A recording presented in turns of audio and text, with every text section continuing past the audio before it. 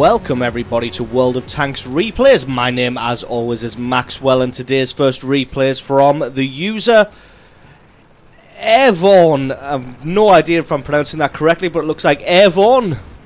And he is driving the Type 61 on a standard battle on the Hidden Village. Type 61 being a tier 9 medium tank for the Japanese. Haven't featured the Japanese tanks anywhere near as often as I probably should. They are great little machines when you get up near the top of the table, as you are about to see, thanks to this replay. And I think it's just because they're not as widely played as the three starting nations is the word I'm looking for. Finds another Type 61, plants one straight through him, takes no damage in return, so that is a good trade for Airborne. Like I said, obviously these don't get played as much as the Americans, the Russians, the Germans, or even things like the French or the British, but give them time and I'm sure they'll permeate through the games as often as they should. IS decides to go full ham over the top here on this Type 61. Type 61 keeping his turret and frontal armor towards the other Type 61, refusing to put front armor onto the IS for good reason, as the IS gets taken out no problem whatsoever. Luckily Airborne gets a shot through the side of his turret as he was traversing that to get a shot on the IS. Still not sure why the IS did what he did. Maybe he thought he had more support than he did. Airborne's able to take out the other Type 61. Only takes a little bit of damage in return. So definitely a good trade for him. Spots an IS-3 in the town. Only manages to take his tracks off there. Not getting any actual damage on him. Trying to find a shot. Can only see the very rear of the tracks there. Does have a speculative shot, but that one just missed. And I'm not surprised at all that it did. Going to be trying to look for another shot on this IS-3, but he seems difficult to hit. He's definitely got some kind of cover in the way. Everyone can't having a scan around to see if he can try and get the silhouette to pop up, but not really able to find anything there. The enemy team's pushing very heavily through the town now for some reason. You don't find teams doing that very often, and the ones that do tend to come a cropper. Gets a good hit onto the IS-3. And then he fades away into the fog of war. He was thinking about heading down the hill to take some cover there, but a Pershing comes into view. Gets a great shot on him as well. Using the house now as cover. Just staying on the ridge there. Trying to pick off anybody he can coming through the town. Gets a good shot on the Super Pershing and then just drops back as he doesn't want to take too much damage in return. Looks like the Super Pershing has fired now. He's got a long-ish reload, especially for being a tier 9 medium at 8.5 seconds. It's nowhere near as good as something like, say, the T-54. It has a very quick reload in comparison to 8.5 seconds. Gets a beautiful shot on the T-54. Just a shame it didn't do any damage. That was pretty much blind as the T-54 was coming out of cover. Just trying to back up to try and get a shot through the rear, which indeed he does, and takes out his track again. And like I said, the other shot was very nice because the T-54 was in cover, so pretty much unseen. And he had to guess where the gap in the terrain was and fire his shot just then. Finds an E-75, but the E-75's armor is incredibly difficult to penetrate, so he wasn't able to get any damage on him. Just trying to get out the Super Pershing's way here. Still got a Rheinmetall camp to the right-hand side, so got to play this one carefully, although the Allies winning substantially right now at 6 kills to 2. Thanks to the enemy pushing a large number of forces through the town for some reason and getting ripped apart for doing so. Finds the Rheinmetall now on the right-hand side. Who is he looking towards? Not looking towards Airborne, which is going to be his undoing as he takes a nice bit of damage. And he just backs off behind the house. Has a shot there, but that one just about missed. Going to see if he could maybe approach him. Super Pershing looks like he's trying to go toe-to-toe with the E-75 there. Gets a critical hit on the Rheinmetall, but the Rheinmetall rushed his shot there and missed that one. Everyone going to come in and close him down. Just having a quick look to the right to make sure nobody's waiting there. Going to plant one in his side armor. Looks like he is all safe for now. Can see the Rheinmetall's gun shield. Looks like the Rheinmetall's gun's actually pointed up in the air. I'm not sure if he had the gun depression there. Probably did, but it looked like he might not have. Everyone rushed his shot because he didn't want to take any damage in return. Although he rushed his shot again and still took damage from the Rheinmetall. So I think it's going to have to be a case of bite the bullet and go take this guy out. Normally a medium tank could easily out-reload a Rheinmetall, but after the amount of time that it took to take his shot, with an 8.5 second reload, the Rheinmetall's almost certainly going to be reloaded, so decided not to charge, going to allow the Rheinmetall to come to him. Takes a shot from the right-hand side from someone, so he's got to get rid of the Rheinmetall quickly, which indeed he does. And he reverses and puts a house between himself and the T-29 and T-34 up on the ridge there. Rest of the Allied team closing in, although the enemy have done a fantastic job of evening up the score a little bit at 10 kills to 8 now. Guys on the left-hand flank have overwhelmed the Allies and pushed all the way through there for the victory. Everyone going to drop back now. Going to speed this one up a little bit until we get back into some shooting. As everyone's going to flank all the way around behind the enemy team. Well, not behind now because they've pushed all the way up here. So he's going to be taking them on from the front. Can see a Conqueror there.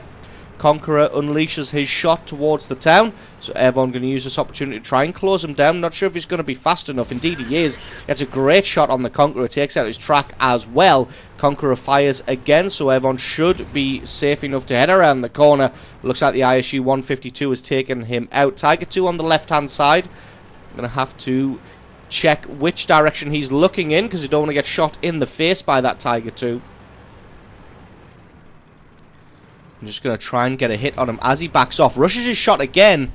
Plants that one into the dirt. But he doesn't really want to take any damage in return. He's only got 515 hit points left. And doesn't really want to lose any of those hit points in an unnecessary trade. So just being a little bit quick with the trigger here. Trying to flank around the side of this Tiger 2, which is a good maneuver. Going to see if he can catch him off guard. Looks like the Tiger 2 had the same idea though, and he is attempting to flank around as well. Being a lot more careful with his shot there. Looked like he was trying to put it through the road wheel at the front to go into the hull, but didn't quite have an advantageous shot, so just didn't pull the trigger. A lot of discipline shown on that shot. Now just going to wait out the Tiger 2, see if he's going to poke himself out and make a mistake. Could have the Tiger 2 poke himself out side scraping though, as the Tiger 2 is an excellent machine to side scrape with. Nope, looks like he's returned to his old position. Everyone gets a great shot through the side of his turret now, and this Tiger 2 is backing off again. Gonna wait till his reload is almost complete. Poke his head out, gets another good shot straight through the upper plate there of the Tiger 2. Tiger 2 rushed his shot. Everyone's almost certainly going to have the reload on him. Does he have the alpha damage to be able to take him out? He does when he sets him on fire. And that's kill number 3. 5,500 points of damage. ISU 152 climbing the hill now. Looks like he's going to try and go toe-to-toe with this T-28. Fortunately, T-28 still on full hit points. Everyone going to try and get a hit on him. Gets a great shot through his frontal armor for another 393 points of damage. And the rest of the Allied team flanking around the rear of the enemy, trying to catch this T-34 and T-29. Everyone doesn't really want to go toe-to-toe with the T-28. Got to leave the ISU 152 to deal with him, and he's going to flank around the side. Might decide to come up around about G7, up that little road there, and then that will allow him to get around behind the T-28 and the T-34 and T-29. At the same time. But we're going to see what decision he decides to make as he approaches the enemy team. And indeed decides to head towards the road, although the T-29 has fallen back. Maybe he was having the same idea, that he wants to come and try and flank around the enemy. T-29 is going to be nowhere near a match for a Type 61, although with everyone only having 500 hit points. Takes a hit in return, but it only takes his track out. Doesn't want to take anything for granted and uses his repair kit to fix up that track. He's got more than enough of a reload to be able to take the T-29, but decides to play it safe and back out of there. Wondering if the T-34 is going to have advanced. thanks to the fact that both of the tank destroyers backed off from dueling with him. So Ever, the flanker here, going to come around the side of this T-34, gets a great shot through his turret. T-34 decides to just go charging in, does get some damage onto Airborne, but it's not enough to take him out. He's got the reload, should now just be able to advance, get a shot through his front plate. He can indeed, takes him out. Kill number 4, almost 7,000 points of damage, and this just leaves that lonesome T-28 all on his own. Almost certainly he's going to be heading back, but as you can see, the AT-15, the SU-101, both on low-ish hit points. You saw Airborne have a little stop there, as he was thinking about maybe going for the base capture, but decides that he's got enough cannon fodder in front of him that he should be able to get around the side of the T-28. He asks them to wait so that all three of them can assault at exactly the same time. AT-15 takes a shot through the face, and then I think he decides that that might indeed be a good idea. Airborne going to flank around the side of this T-28. I'm going to allow the tank destroyers to get his attention from the front, although it looks like most of, well, not most of them, the SU-101 has decided that he wants to go for a base capture rather than take on this T-28. AT-15 still hanging around, which is good because he's taken the attention of the T-28. T-28 gets shot through the front plate. That is the final bit of damage required to take him out, pick up the victory, and to add insult to injury, the T-28's shot bounced harmlessly against his hull. So absolutely awesome replay there from Airborne, driving the Type 61, showing his skill. A little bit slow in places, but playing a very, very well thought out, calculated and methodical game, flanking and surprising the enemy from the sides and the rear whenever possible. So showing some great map understanding and showing great understanding of the flow of the battle. So awesome replay from you. Thank you very much for sending that one in. Don't forget to stick around because, as always, there is another game coming right up. And our second replay is from the user Corner Gold. That is Corner Gold, and he's driving the Bat.Chat.25t on a standard battle on Erlenberg. Bat.Chat being a tier 10 medium tank for the French. You know this tank, it's got the 5 shell autoloader, fantastic penetration, decent alpha damage, great speed, agility and maneuverability, terrible armor and terrible hit point pool, but this thing can be an absolute death machine when you get it in the right position. So straight away you can see Corner Gold heading to the 1 line, trying to keep himself out of fire, the line of fire from the enemy Bat.Chat, while he himself gets into position without being spotted, which indeed it looks like he's done now. He's up on the hill, going to allow his gun time to focus in. Looks like he was trying to get a shot in the STB-1, but he's just playing a little bit too cautiously. Now he moves up. Unfortunately, just about fades away there. That shot probably landed and probably did some damage, but we won't know for sure until we have a look at the score screen at the end. He's keeping himself focused on the hill here. A T-54's decided to come all the way forward here, a little bit too far. He gets taken out, but it looks like he may have led an IS-7 to his death as well. Corner Gold showing a lot of discipline here to not just fire upon anybody. Looking at the E75, but I think he knows that his gun isn't quite accurate enough to pick out the underbelly of that E75 with every shot. So again, showing great discipline here not to just unload those last 4 shells. Just waiting. Now that E75's advanced forward, he may be able to make a move, and looks at the sidearm, although he spots a T-57 heavy. Does know that he can penetrate the turret on that thing, so looses off a couple of shots. Unfortunately, that one didn't quite go through. He's got 1 more shell. That one unfortunately missed. And that was a decent trade. Did nearly 800 points of damage to the T-57 heavy, taking no damage in return. You can see the enemy team is pushing very, very heavily on this left-hand side, and almost nobody's died. Only the Bat.Chat and the T-54 for the enemy, and the Lorraine 40-ton for the Allies, and now that T-54 as well have died. So it's all even though the enemy team is being super aggressive, and you would expect them either to just get totally stomped or to overrun the Allies' emplacements. Unfortunately, none of that has happened. You can see the Bat.Chat's got quite a punishing reload at almost 40 seconds here, Was looking towards this T-57, but it looks like he's able to get himself into cover in time. Allies have now dealt with most of the tanks that were down on that road. There's still this E-75 here, and he's going to prove to be a little bit of a tricky one to remove. Having a look again towards this STB-1. He just pokes his head out every now and then, realizes that he gets spotted, and then just heads straight back behind the hill. So Cornegold not able to really get any damage onto him at all. Looks like the Jagdpanther 2 just beside Cornegold has been taken out now. Has one shot at this T-57. His second one does go through. Can he land a third and a fourth? Having a quick look towards that STB-1 because he really wants to get him out of the game because he's being very annoying up on that hill. He's basically forcing Cornegold to remain here. One more shot would have been enough to take out that T-57 Heavy. He manages to get it with the last shell in the clip there. Takes him out for his first kill now of the match. STB-1 still in the background there, as is now a T-110E4. Mouse gets himself taken out by the E4. T-57 Heavy complains about the Bat.Chat's cloaking device, but let's be honest, he was quite a distance away and behind a lot of foliage. Game is still dead, even at 6 kills to 6, but with this flank all but one now, Cornegold going to advance forward. Finds a T-34, so going to plant some shots through his sidearm. He's got more than enough damage in the clip to be able to take this T-34 out in one go, which indeed he does. He has one shell left. Going to try and find somebody to donate this shell to. Probably going to be the STB-1. Although the STB-1 has fallen now, still looking for somebody else. With a 38-second reload, you really want to try and fire and do damage with every shell before you start that reload. Sees the T-110E4, gets a great shot on him as he backs off, and then he decides to back off while he waits for that canister to reload. As you can see, he's only got 2 kills, but he's got pretty much 4,000 points of damage.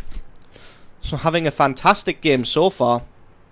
Just waiting in the wings now while that cannon of his reloads. And like I said, it's got a pretty long punishing reload here. Finds the Waffenträger E100, but he's still got a few seconds left on the clock. So not going to be able to attack him just yet. And there we go, E100 is focusing on somebody else, firing off a few shots from his clip, so hopefully Cornegold can get along beside him. He's going to be going for the T-57 Heavy here, and this Waffenträger is absolutely stomping the Allies right now. Doesn't land one shot, and it looks like the E100's just gone full ham, and he's going to get himself taken out, and that was a mistake on his part, going so heavily for that T-57 Heavy, not realising that the Bat.Chat of Cornegold is flanked around behind him. He has got one shell left in the container, which will be enough to take out the T-110E4, but just deciding to drop back and reload instead. As you can see, the Allies are getting pushed very heavily on that right-hand side, so as well as the battle is going on this left-hand flank, it's going just as well for the enemy team on the right-hand flank. You can see the score still all even at 11 kills to 11, and the only tank they've got over there is that Jagdpanzer E100. Cornegold leaving the Foch 155 to deal with the T-110E4, because let's face it, last time we saw him he only had 51 hit points left. Cornegold instead going to be heading across towards that KV-4. Has reloaded his cannon, although he has been spotted out here. Finds an FV. Going to try and get a shot on him. Didn't wait for his gun to focus all the way in, so one of those unfortunately missed. Looks like he may take some damage in return, but to be honest, it's the first damage he's taken in the game, so he can definitely afford to take it. He's able to get a full 1,544 hit points onto that FV-215B. Reloading his shell container here. I don't think he's noticed that he's only got one shell left of the APCR ammunition. He's going to have to switch up to the heat rounds if he wants to be able to do any damage whatsoever. Although, to be honest, he may just be loading this one APCR in order to take out the KV-4 and then load a full canister of heat. But to be honest, I think he probably just hasn't noticed that he's got one shell left. Advancing slowly forward towards his KV-4. He should easily have enough alpha damage to take him out. Although I speak too soon, he is already dead. His gun is reloaded. He now knows for a fact that he's only got one shell left, whether he knew before or not.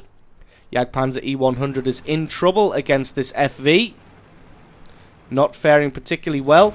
Bat.Chat's got one hit to land. He lands his one hit, takes a shot in the rear by that IS-8, and he starts the reload now. Doesn't want to use his advanced repair kit just for a damaged track, so just waits that one out. Knows that he's got the reload speed on the IS-8. The IS-8's not going to be able to get a second shot before his track's repaired. T110E4 is now pushing down the left-hand side. The Foch-155 dropped back onto the hill, so he should be able to take out the T110E4 at his leisure. Corner Gold going to be hunting down on the IS-8. Looks like we haven't spotted him entirely at all. But there he is, just to the right-hand side, and he's still on full hit points, although 1,700 hit points, that may be stock for him. And Corner Gold has got a full clip of heat rounds to donate to him to steal some of his hit points. To be honest, it doesn't really matter where he fires at this IS-8. This IS-8 is in trouble. Takes out his track. Oh, and it looks like he decides to repair it after taking 2 shots.